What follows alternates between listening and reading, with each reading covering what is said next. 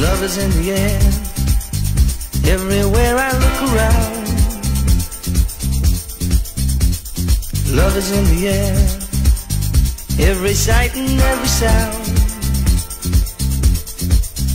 And I don't know if I'm being foolish, don't know if I'm being wise, but it's something that I must believe in, and it's there when I look in your eyes.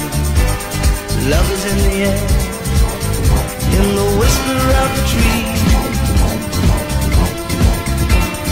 Love is in the air, in the thunder of the sea. And I don't know if I'm just dreaming, don't know if I feel safe, but it's something that I must believe in, and it's there when you call out my name.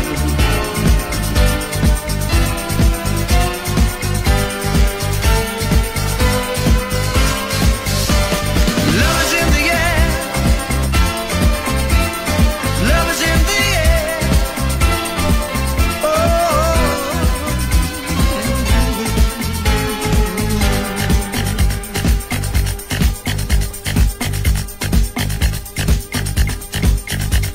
Love is in the air, in the rising of the sun.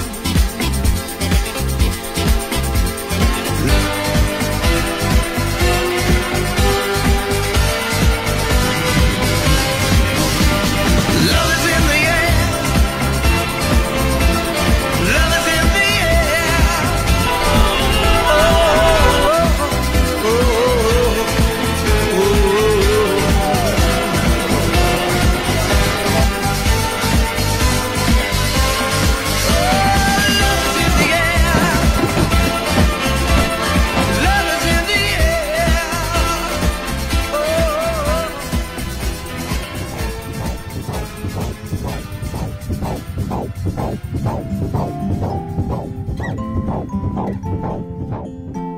Buenas, ¿cómo les va? Aquí estamos, gracias a Dios, y con mucho deseo de contarles algunas cosas que, bueno, que nos han tocado el corazón de una u otra manera.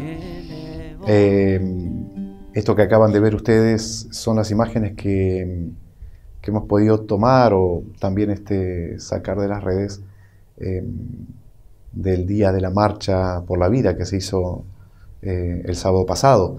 Esto motivado por la presentación de un proyecto muy amplio, pero bueno, que tiene también, contiene la despenalización del aborto a partir de la semana 14 de gestación.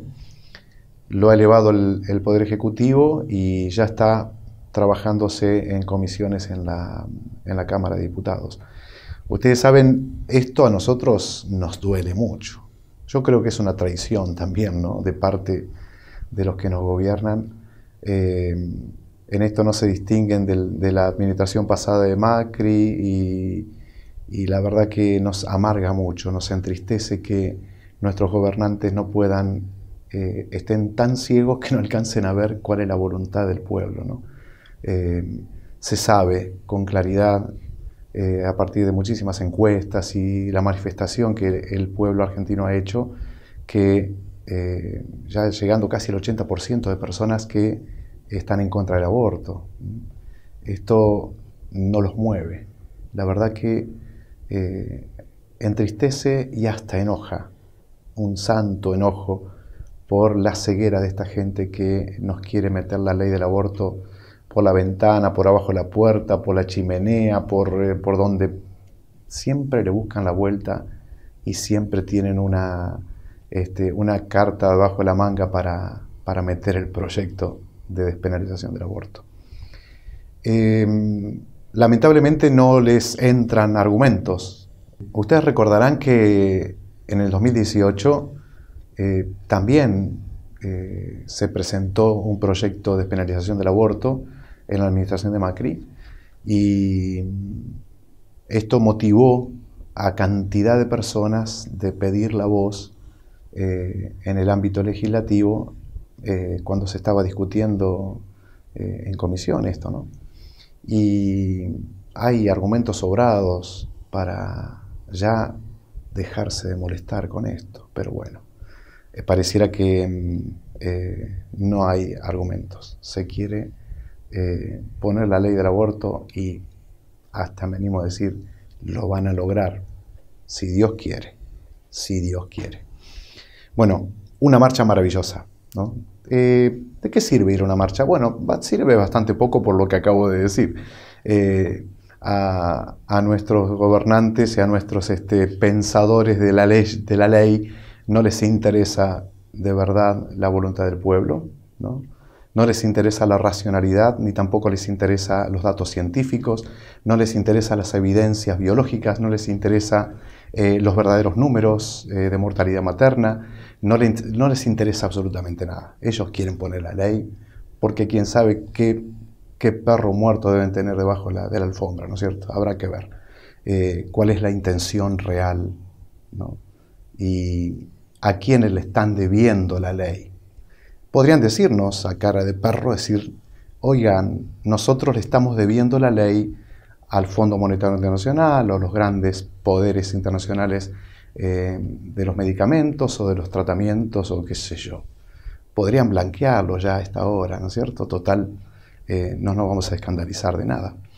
Así que bueno, ¿de qué sirve una marcha? Y sirve bastante poco. A nosotros nos sirve mucho porque en el ámbito interno nos motivamos, ¿no? Nos motivamos y sobre todo a los jóvenes les hace mucho bien ver gran cantidad de gente en todo el país moviéndose por una causa tan noble que es levantar la voz por aquellos que no tienen voz, que son los no nacidos.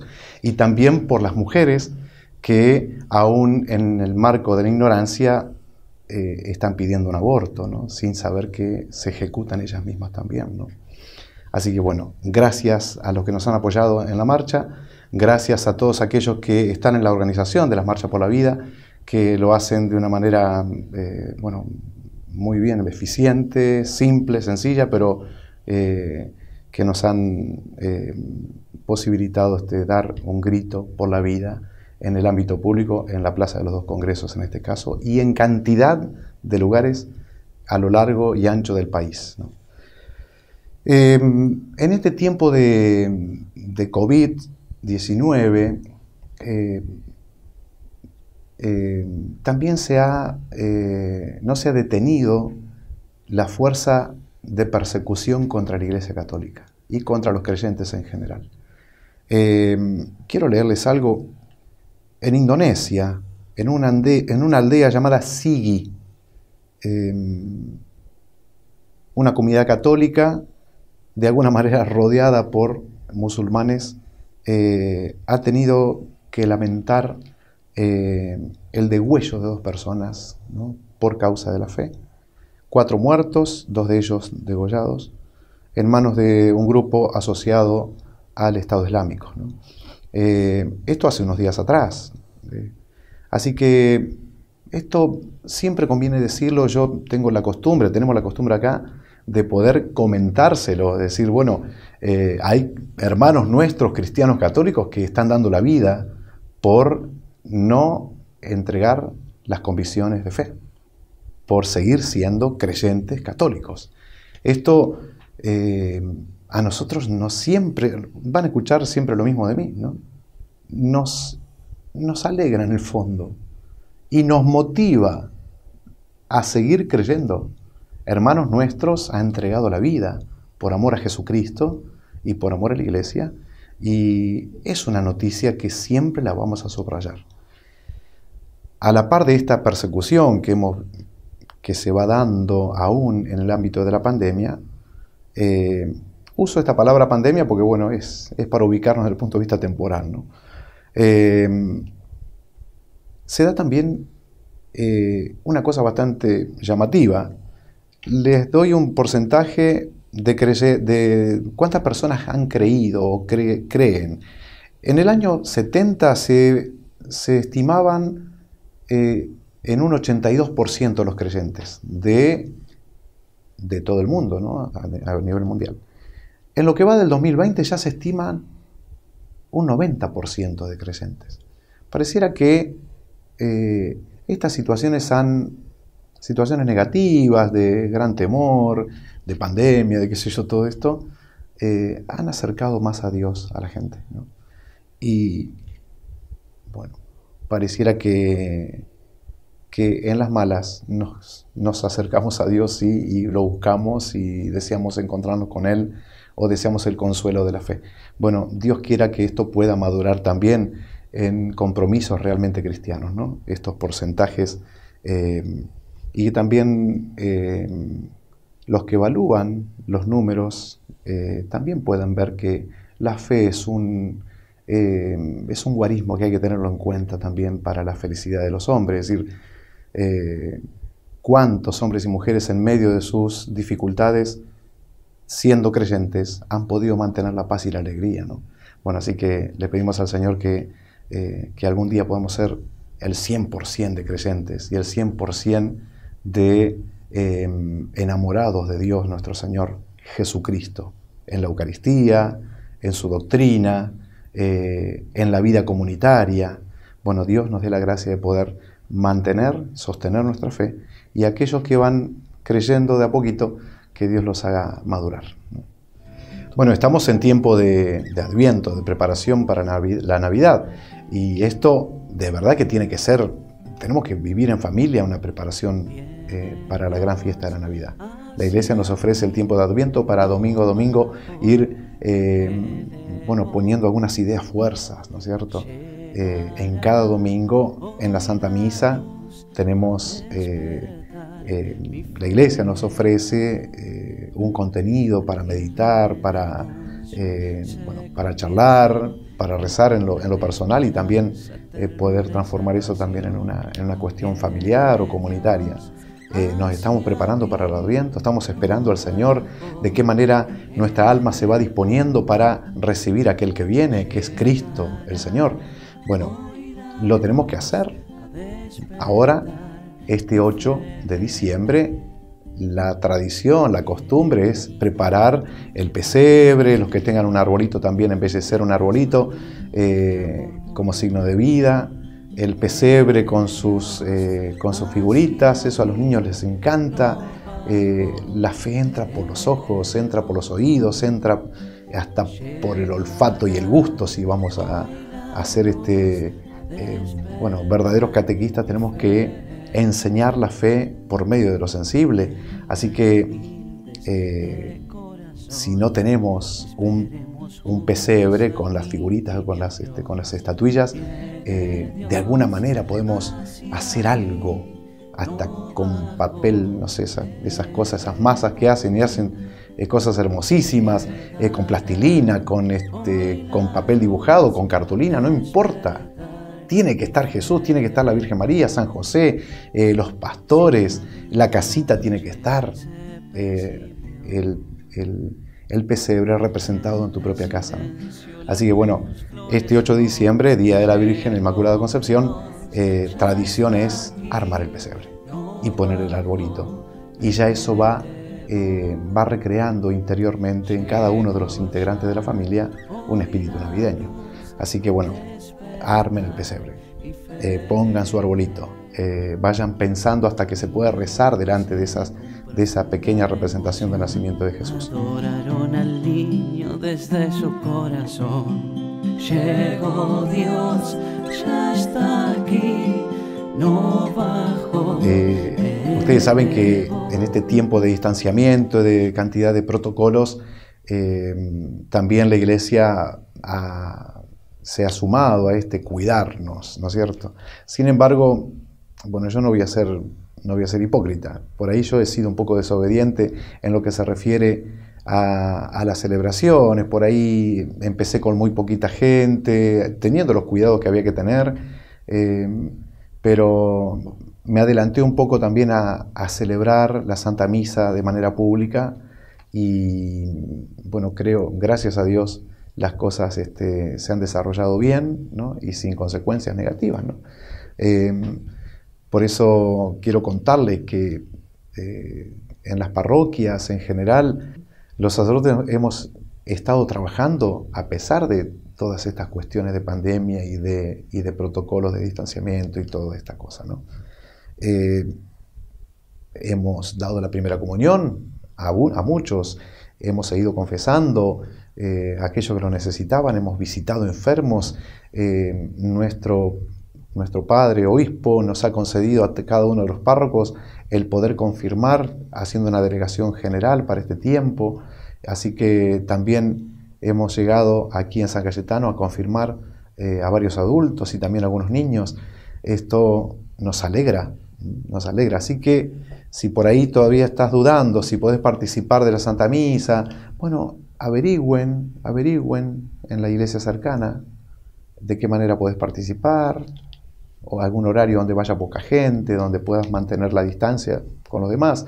No se queden, hay que seguir viviendo, ¿no? Hay que seguir viviendo y hay que cuidarnos y cuidar a los demás, pero no podemos dejar de vivir nuestra fe en el templo de la manera como sea posible, pero buscándolo, ¿no? buscando vivir nuestra fe aún recibiendo los sacramentos que necesitamos.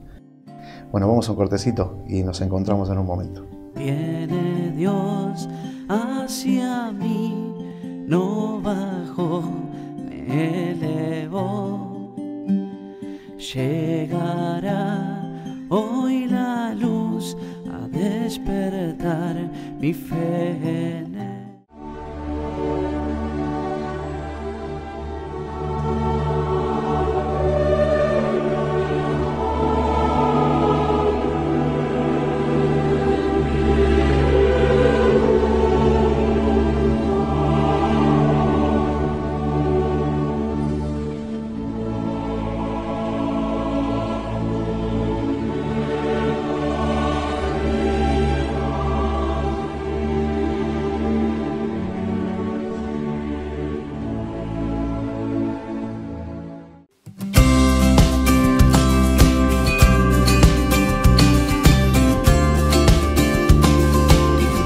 Santos argentinos.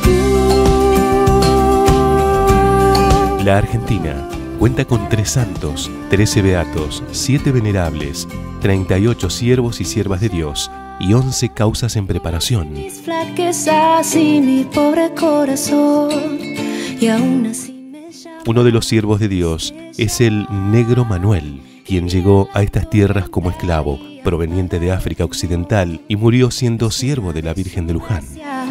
Solo un paso debo dar, si con ella quiero estar, no me soltaré jamás. Dios providente y misericordioso, que infundiste en el corazón de tu siervo el Negro Manuel, esclavo proveniente de África, un humilde y tierno amor a la Santísima Virgen, bajo la advocación de Nuestra Señora de Luján, convirtiéndolo en testigo del milagro, en fiel custodio de su sagrada imagen y piadoso difusor de su culto. Te pedimos que para alegría de tu pueblo peregrino en la Argentina, sea glorificado junto con tus santos. Por Jesucristo nuestro Señor. Amén. Que jamás perecerá un hijo de María.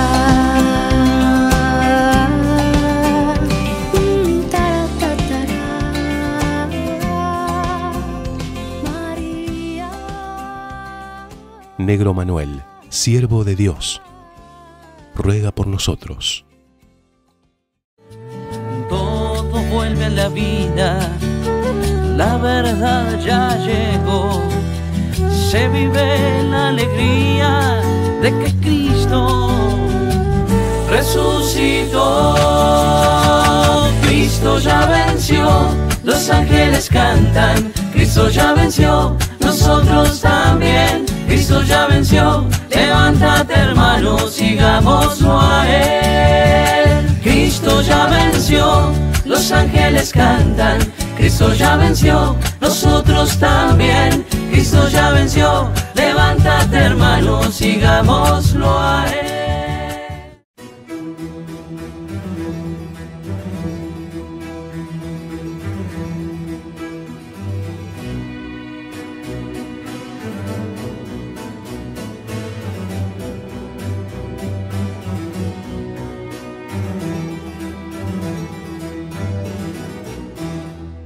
Solo en Norteamérica hay más de 25.000 denominaciones cristianas distintas.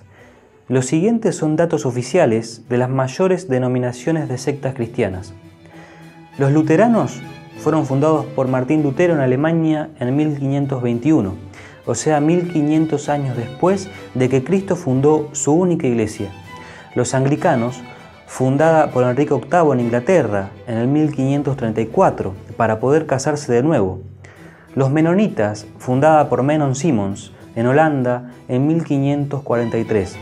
Los presbiterianos, fundada por John Knox en Inglaterra en el 1560. Los bautistas, por John Smith en Inglaterra en el 1606. Los metodistas, por John Wesley en Estados Unidos en el 1791. Los adventistas, fundada por William Miller en Estados Unidos en 1818. Los mormones, por Joseph Smith en Estados Unidos en 1830.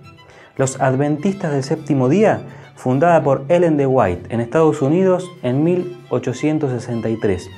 Los testigos de Jehová, por Charles Taze Russell en Estados Unidos en el 1876, cuando creyó haber descubierto el verdadero nombre de Dios, o sea, el supuesto nombre de Jehová. La Iglesia del Ejército de Salvación, fundada por William Booth en Inglaterra en el 1878. Los Pentecostales, fundada por un grupo de personas en Estados Unidos en 1905. A la Iglesia Católica la fundó Jesucristo de Nazaret en Israel en el año 33. Hay quienes sostienen que a la Iglesia Católica la fundó el judío Pablo de Tarso, San Pablo. Sin embargo, él era famoso entre los judíos por perseguir y matar a los cristianos, pues estos ya existían. En sus inicios, los judíos la llamaban la secta de los nazarenos, pues para ellos eran una secta judía seguidora de Jesús Nazareno. Otros dicen que a la Iglesia Católica la fundó Constantino I, pero lo que él hizo no fue una fundación ni una invención de la Iglesia.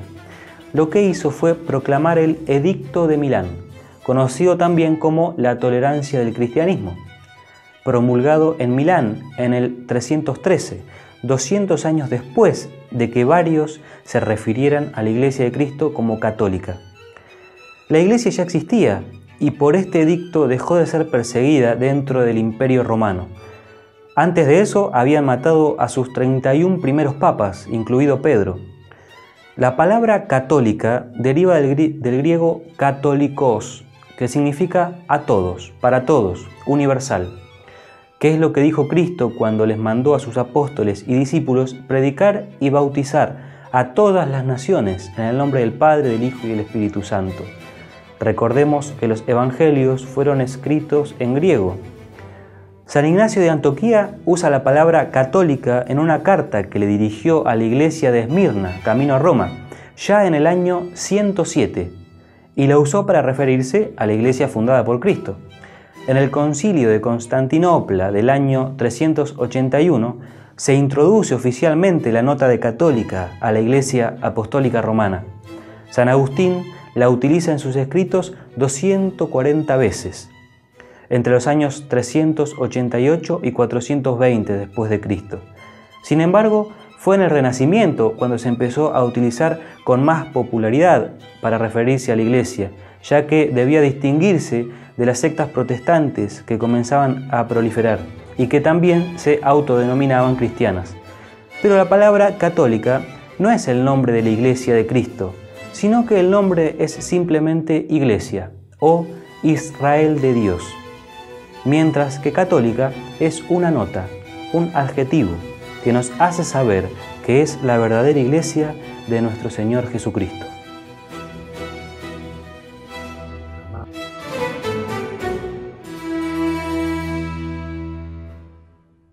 Viene Dios hacia mí, no bajó, me elevó. Llegará hoy la luz.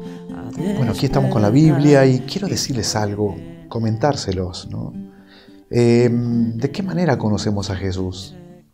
Es posible que conozcamos a Jesús porque se nos ha hablado de Él, porque fuimos a la catequesis en nuestros primeros años. Nuestro conocimiento de Jesús ha sido por ahí, por medio de alguna película o por medio de algún informe, de un programa televisivo. Pero tenemos que ser un poco más responsables, me parece, en este punto. Debemos tomar el toro por las astas y decir, bueno, quiero saber cómo hablaba Jesús. Quiero saber cómo habla Jesús. Quiero saber cómo me habla Jesús. Y Jesús me habla de muchas maneras, pero hay una forma que la Iglesia lo ha aconsejado siempre, y que es el acceso a la palabra escrita, a los evangelios. Tenemos que entusiasmarnos por la lectura de la Sagrada Escritura. Tenemos que buscar un buen comentario de esa Sagrada Escritura, ¿no? Para no quedarnos con lo que pueda decir el pastor tal, o el pastor cual, o el cura tal, o el cura cual, ¿no? En nuestra Iglesia Católica tenemos cantidad de comentarios maravillosos sobre los evangelios. Solamente mencionar algunos, el padre Straubinger, el monseñor Straubinger, por ejemplo, con las bellísimas notas que hace a su traducción de la Sagrada Escritura. Grandes santos han comentado la Sagrada Escritura, y tenemos allí la seguridad de que la Iglesia, interviniendo en la pureza y en la transmisión de la verdadera doctrina, ha velado por eso que se enseña allí.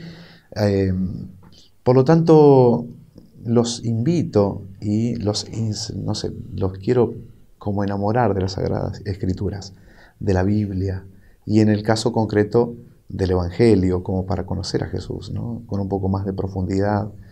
Bueno, hay un sacerdote que es conocido por sus chistes y por sus cuentos en sus conferencias sobre familia, sobre matrimonio, que es el padre Ángel Espinosa, un sacerdote mexicano. Hace varios años que viene él enseñando de una manera muy ortodoxa, por un lado, pero también muy abierto, muy, no sé cómo se dice, como hace gustar lo que dice, ¿no? Ese sacerdote, el padre Ángel Espinosa, al principio del Adviento apareció un mensajito de WhatsApp. Yo lo abrí y era él aconsejando una cosa muy simple. Dice, el Evangelio según San Lucas tiene 24 capítulos. Te propongo, dice, que leas un capítulo por día en este tiempo de Adviento, de aquí hasta Navidad. Así que no me pareció mal, es más, me pareció una cosa simple, sencilla, practicable, y que puede acercarnos al conocimiento de Jesús nuestro Señor, ¿no? Leer un capítulo del Evangelio según San Lucas en este Adviento. Por eso, ¿cuál es la intención? La intención mía, ¿qué pretende usted, Padre? Que conozcas a Jesús. Él es el Salvador. Que conozcas a Jesús. Él es tu Salvador. Y se ha propuesto como aquel que es el camino, la verdad y la vida. Lo dice Él. ¿Por qué andar buscando tantas cosas en otros lados donde no las vamos a encontrar, ¿no? ¿Por qué estar sedientos estando tan cerca del agua, ¿no? ¿Por qué estar tan tristes sabiendo que estirando la mano podemos encontrar la causa de nuestras alegrías? Bueno, Jesucristo es Jesucristo. Quiero comentarles, por tanto, algo del Evangelio según San Lucas, que es lo que yo he encontrado cada vez que preparo la homilía o cada vez que me siento a leer la palabra de Dios, a meditarla un poquito. Encuentro algo que por ahí es antipático decirlo, ¿no? Encuentro un Cristo que es un poco diferente de lo que yo aprendí de niño, ¿no? En la catequesis del colegio, donde se me enseñó un Jesús realmente amable, ¿no? Realmente bueno, realmente misericordioso. Sin embargo, tardé yo en encontrar a un Jesús valiente, a un Jesús arriesgado. Tardé en encontrar a un Jesús hasta iracundo, como un Jesús que se la sabe jugar por sus ideales. Tardé en encontrar a un Jesús que es tremendamente varonil y muy valiente. Quiero mencionarles nada más un par de textos. Esto, como les digo, del Evangelio según San Lucas.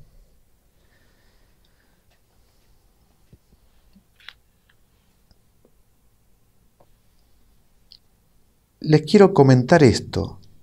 Está esto en el capítulo 13 de San Lucas, versículo 31. En un momento, Jesús llega a un lugar determinado. Ese lugar está regido por el rey Herodes, y Herodes le manda a decir: no prediques aquí en esta zona. Ustedes podrán imaginar cuál fue la contestación de Jesús. Se las leo. Escuchen que es maravilloso. En ese momento, dice, se acercaron algunos fariseos y le dijeron: aléjate de aquí, porque Herodes quiere matarte. Y escuche la contestación de Jesús. Él les respondió: vayan a decir a ese zorro, hoy y mañana expulso a los demonios y realizo curaciones, y al tercer día habré terminado. Pero yo debo seguir mi camino hoy, mañana y pasado, porque no puede ser que un profeta muera fuera de Jerusalén. Este texto muestra a Jesús y lo pinta de cuerpo entero. No le tiene miedo ni a Herodes ni a nadie. Él debe hacer lo que tiene que hacer. Es más, hasta la palabra zorro es para subrayarla. Podría bien haber dicho: díganle que yo voy a seguir haciendo. No, pero dice: díganle a ese zorro. Me imagino un Jesús tan viril, me lo imagino tan parado sobre sus dos pies, y me imagino a sus seguidores diciendo: qué maravillosa fortaleza la de Jesucristo. Bueno, textos así vamos a encontrar por todos lados. Por lo tanto, quiero volver a mencionar esto, ¿no? Que lleguemos al Evangelio y descubramos al Jesús bueno, pero no buenudo. Bueno, pero no buenudo. Encontremos a un Jesús realmente misericordioso, pero también muy duro y muy claro cuando tiene que enfrentarse a la hipocresía religiosa, o cuando tiene que enfrentarse al poder agresivo, o cuando tiene que enfrentarse aún al poder demoníaco, ¿no? Esto lo vamos a encontrar en las páginas del Evangelio. Encontramos a un Jesús realmente como luminoso, ¿no? Luminoso en todo su ser, ¿no? Hasta en sus manos, en sus ojos, en su mirada, en sus pasos, en sus vestidos. Todo dice el Cristo real, ¿no?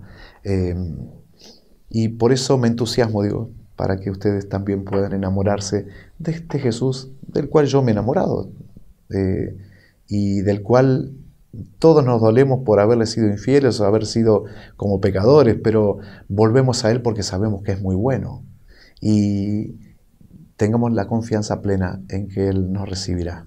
Ese Jesús que sabe decir también, además de palabras de gran consuelo, sabe decir palabras muy duras para aquel que necesita esas palabras. Bueno, Herodes lo necesitaba, fariseos y hombres de la religión poderosos necesitaban palabras duras, por amor se las dijo. Y está además decir, por tanto, que aquí encontrarán al Jesús vivo también. Lo van a encontrar en otro lugar. Si ustedes entran a una iglesia católica, en un momento se van a encontrar con una casita, se le llama sagrario, y se van a encontrar con una luz encendida al lado de esa casita, ese sagrario, y allí están guardadas las hostias, ¿no? en sus copones, en sus vasijitas de metal, y allí también van a encontrarse con el Jesús vivo. Dios nos concede entonces el gran regalo del encuentro maravilloso entre Jesús y nosotros. Viene Dios hacia mí, no bajó, me elevó, llegará hoy. FM Rex. Desde la ciudad de Luján, provincia de Buenos Aires, transmite FM Rex 96.3. Radio afiliada a EWTN, Radio Católica Mundial. FM Rex, una señal que llega al corazón.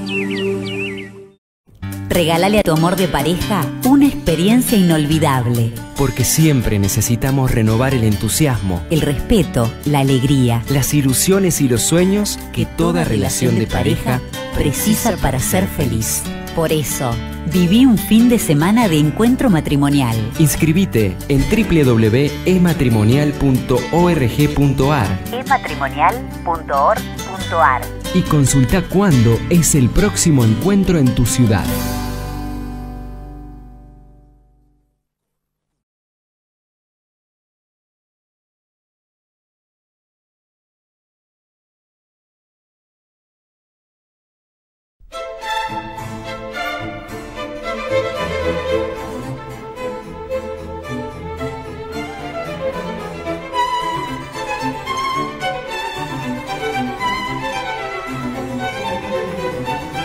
Lutero fue un monje agustino alemán, sacerdote católico, que como ignora la gran mayoría de sus seguidores y aún de los católicos, tenía grandes problemas psicológicos.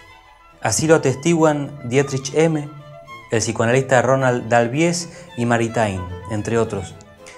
Y fue el que causó la gran separación de la única iglesia de Cristo, la más grande. Se dice que él se separó de la iglesia al ver los escándalos y corrupciones del clero, pero no fue tan así. Primero que nada, él se hizo monje para que no lo arrestaran, ya que había matado a Jerome Bunz en un duelo, como lo registró el jurista Dietrich M. Al entrar en la orden de los agustinos, gozaba del derecho de asilo y se salvó. Pero no hizo discernimiento vocacional. De hecho, él mismo escribió luego que al solo nombre de Cristo temblaba y le tenía más miedo que al demonio, que ante una imagen de Jesús hubiera preferido ver al diablo. Sin embargo, poseía una gran capacidad de estudio y oratoria, por lo que con el tiempo consiguió la cátedra en Sagradas Escrituras, donde sin la suficiente preparación y con enorme soberbia, despreció la interpretación de los santos padres, la escolástica y los papas, es decir, a la tradición y el magisterio. En ese entonces se le adhirió el profesor Philip Melanchthon. Se dice también que Lutero se indignó porque Roma exigía dinero a cambio de indulgencias. Esto tampoco fue así, sino que la doctrina de las indulgencias nunca cambió. El Papa Julio II se había lanzado a construir la Basílica de San Pedro que conocemos ahora, pero no tenía los medios necesarios. Entonces creyó oportuno pedir a los fieles alguna donación a cambio de las indulgencias que la Iglesia tiene poder de otorgar.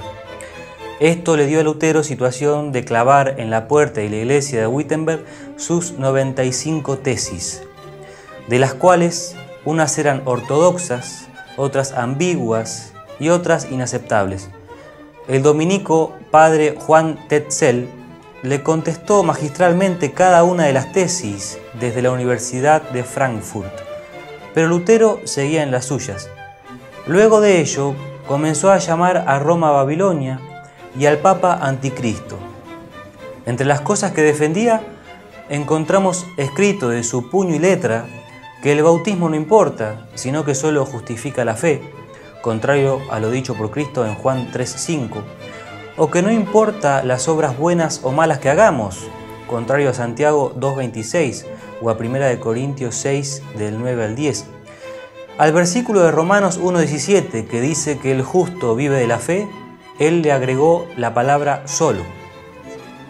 Escribió que hay que pecar mucho y fuerte, ya que eso no importa si crees en Cristo, contra las mismas palabras de Jesús: ve y no peques más.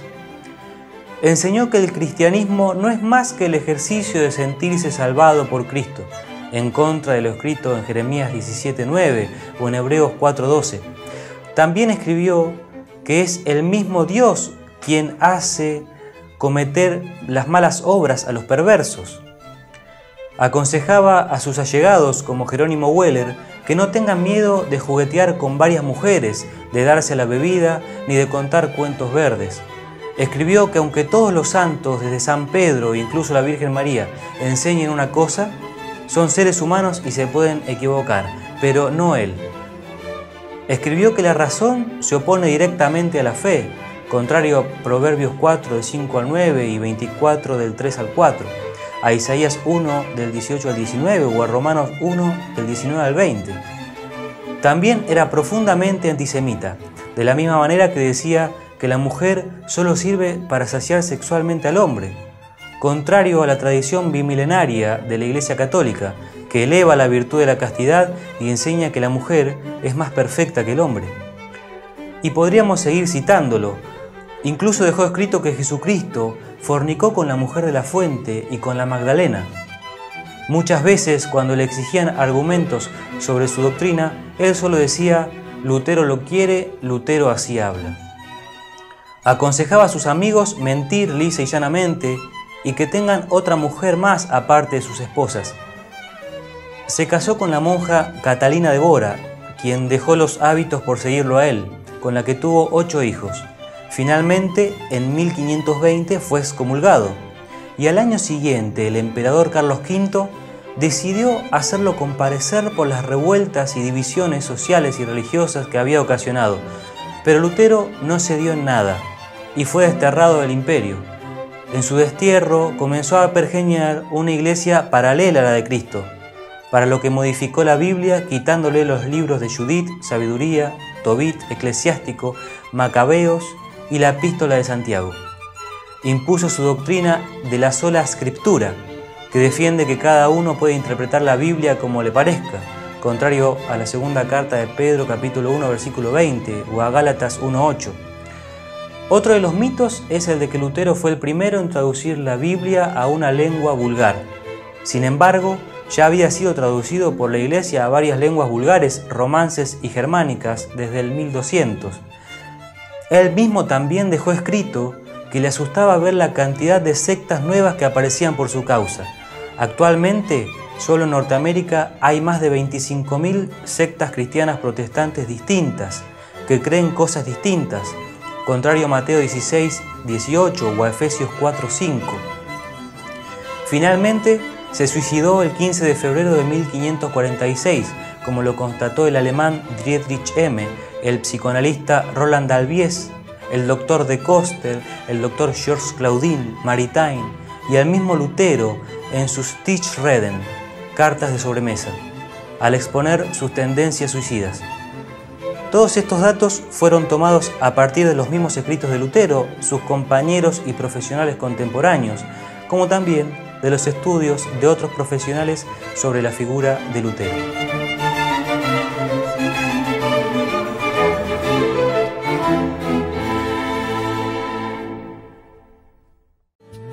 Todo vuelve a la vida, la verdad ya llegó.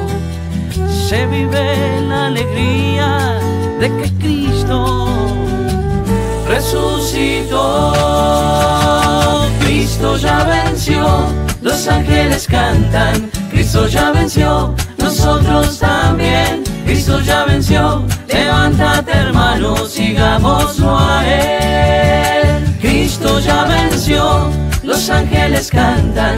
Cristo ya venció, nosotros también. Cristo ya venció, levántate hermano, sigámoslo a Él.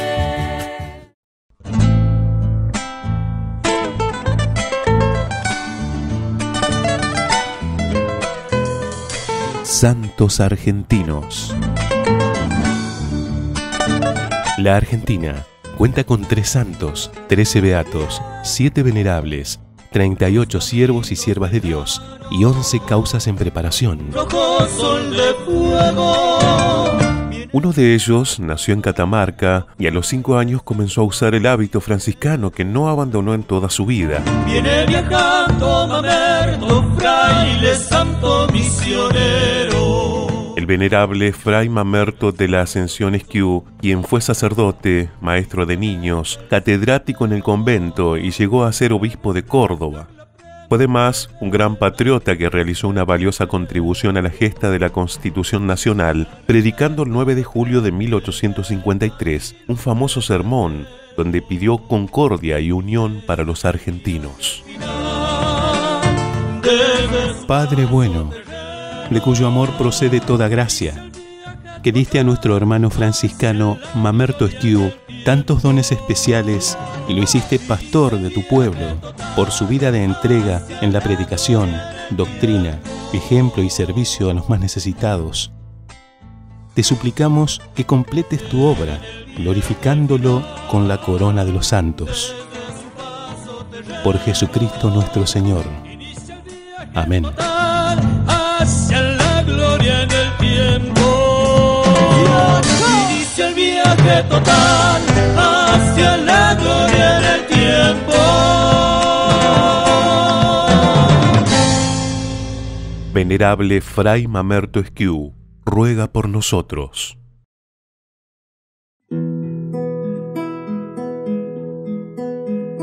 En las manos más humildes, en la tierra de Nazaret, se encontraba un carpintero, tallando tu amor y fe. Por ser fiel a tu promesa, elegiste a San José como padre y custodio de Jesús de Nazaret, fiel padre de los humildes, carpintero de Nazaret, enséñanos a tener tu humildad en nuestra fe, fiel Padre de los humildes, carpintero de Nazaret, enséñanos a tener tu confianza en nuestra fe.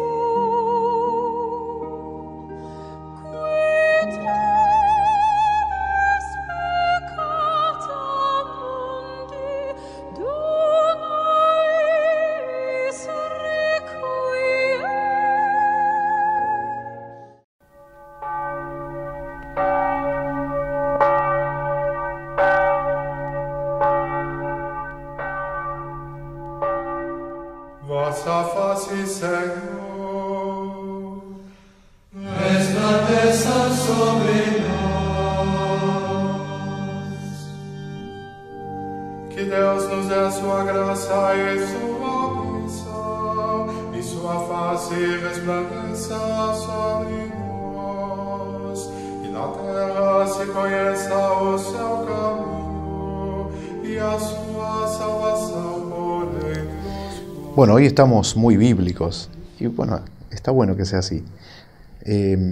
Vamos a leer el Evangelio que vamos a escuchar este domingo, segundo domingo de Adviento, y es un texto realmente hermoso. La Iglesia nos ofrece un modelo para vivir la preparación a la Navidad. Está tomado del Evangelio según San Marcos, capítulo 1, versículos del 1 al 8. Comienzo de la buena noticia de Jesús, Mesías, Hijo de Dios. Como está escrito en el libro del profeta Isaías, mira, yo envío a mi mensajero delante de ti para prepararte el camino. Una voz grita en el desierto, preparen el camino del Señor, allanen sus senderos. Así se presentó Juan el Bautista en el desierto, proclamando un bautismo de conversión para el perdón de los pecados. Toda la gente de Judea y todos los habitantes de Jerusalén acudían a él y se hacían bautizar en las aguas del Jordán, confesando sus pecados.